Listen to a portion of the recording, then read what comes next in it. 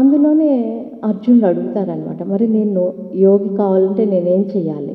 ఏం చేయాలంటే ఒట్టు స్థానంలో, భ్రూమధ్య స్థానంలో దృష్టి నిలపాలి అని ఉండింది. అప్పుడు నేను అవును, నేను నా భ్రూమధ్య స్థానంలో దృష్టి నిలుపుతాను అని, అంటే అది భగవంతుని యొక్క పరమ గురువుల యొక్క అనుగ్రహమో ఏమో.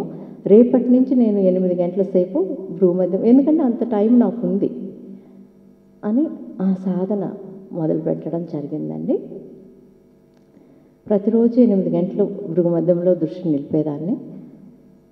తర్వాత 2005 సెప్టెంబర్లో, అంటే నాకు ఏదైతే 92 ఫిబ్రవరిలో మంచి సువాసనలు వచ్చేదో 2005 మార్చి నుంచి ఈవినింగ్ టైంలో తిరిగి అదే సువాసనలు.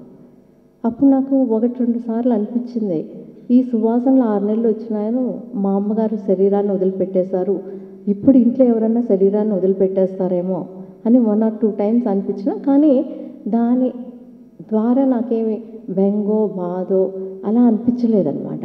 అంటే ఈ సాధన భ్రూమధ్యంలో దృష్టి నిలిపే వాళ్ళు వచ్చి ఒక అవగాహన వచ్చింది. అంటే ఎవరి పని అయిపోతే ఈ భూమి పైన వాళ్ళు ఆటోమేటిక్గా వెళ్తారు, దాని గురించి దుఃఖపడాల్సింది పని లేదు అనే ఒక అవగాహన వచ్చింది.